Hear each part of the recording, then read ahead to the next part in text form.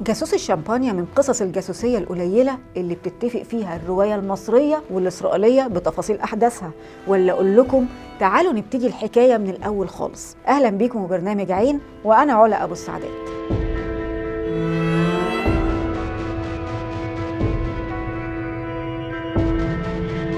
سنة 1921 اتولد فولفجانج لودز في ألمانيا لأم يهودية وأب مسيحي، والاتنين كان عندهم موهبة التمثيل وبيشتغلوا في المسرح. وفي سنة 1931 الأب والأم اتطلقوا، فقررت والدة فولفجانج تاخده وتروح على فلسطين أهم يعيشوا هناك. وفعلا سافروا على هناك، والأم اشتغلت بالتمثيل في مسارح تل أبيب، وفولفجانج أخد اسم تاني عبري وبقى اسمه زئيف، واتشغل بدراسته لغاية ما بقى عنده 15 سنة. فظهر حبه للخيل وبقى حريف في ركوبها، وانضم للهجنة اللي هي منظمة عسكرية إسرائيلية، وكلفوه بشوية مهام أمنية كده على قده، يعني مثلا يلف حوالين المدرسة بالحصان ويطمن إن كله تمام، وتأمين أتوبيس المدرسة، والتأكيد على وصول التلاميذ لمدارسهم ورجوعهم لبيتهم بأمان، وهكذا. سنة 1939 ومع اندلاع الحرب العالمية الثانية الجيش البريطاني جند فولفجانج لودز، وده علشان يستفيدوا منه بسبب معرفته باللغة الألمانية والعبرية والإنجليزية، فكان مهم جدا تجنيده معاهم، وبعتوه على مصر وضموه لوحدة المخابرات اللي بتحقق مع الأسرى الألمان اللي جايين من جهة شمال أفريقيا. وفضل في مصر طول سنين الحرب،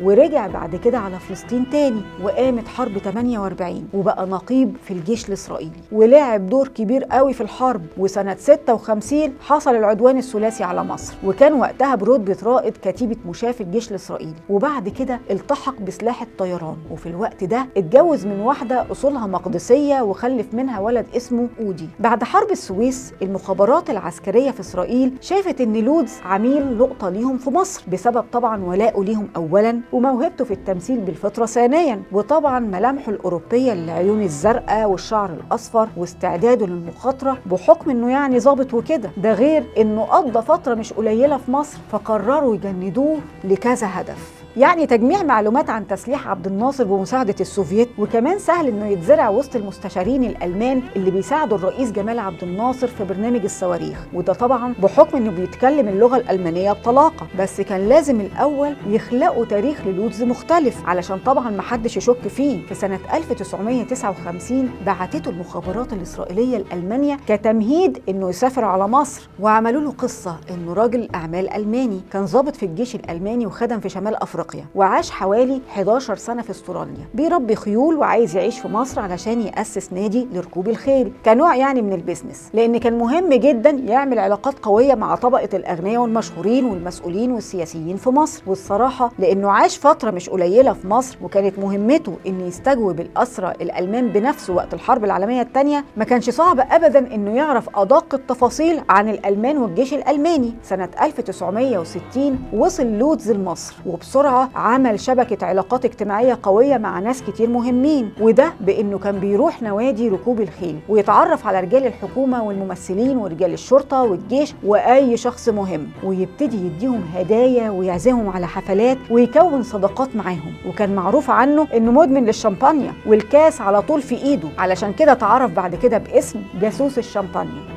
المهم قعد سنة ونص تقريبا كل مهمته انه يتعرف على اكبر قدر من الناس المهمة. وفي سنة 1961 سافر لودز على باريس علشان ياخد التعليمات الجديدة من رؤسائه، وفعلا دربوه وادوله جهاز لاسلكي وفلوس كتير قوي. وقبل ما يرجع وهو راكب القطر في فرنسا عينه وقعت على واحدة اسمها فالنزواد وحبها من اول نظرة، وبعد قصة حب قصيرة قرر يتجوزها وكمان ياخدها معاه على مصر من غير ما يستأذن من رؤسائه في الموساد. وهنا كانت المشكلة لأنه كان متجوز أصلا، والديانة اليهودية ما فيهاش تعدد. رجال الموساد قلقوا وفكروا يلغوا المهمة دي، ولكن رئيس الموساد وقتها إيثار هرئيل قرر إن المهمة تكمل، ووافق إن زوجته الجديدة تروح معاه على مصر. وفي خلال فترة قصيرة عرفت إن لودز عميل مخابرات إسرائيلي، والمفاجأة إنها قررت تساعده كمان في مهمته. وبعض المصادر كانت بتقول إنها عميلة لمخابرات ألمانيا الغربية ومهمتها تساعده كنوع من التعاون يعني بين البلدين. المهم سافر لودز وفالنزواد على مصر وعاش في دور رجل أعمال غني. فتح مزرعة خيول ونادي لركوب الخيل من الفلوس اللي اديتها له الموساد، وبسرعة عرف يجمع عدد أكبر من صفوة المجتمع، مشاهير على رجال أعمال على سياسيين على ضباط جيش وشرطة، وكالعادة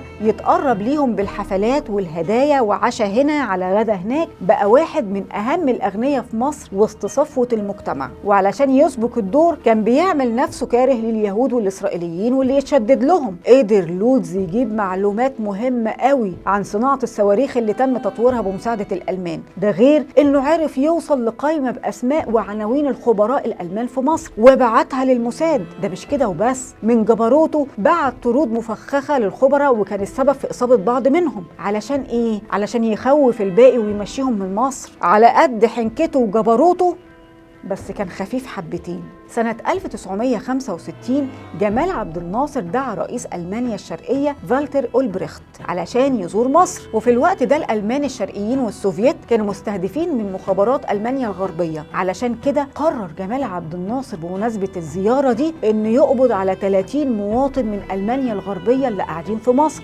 كإجراء وقائي يعني.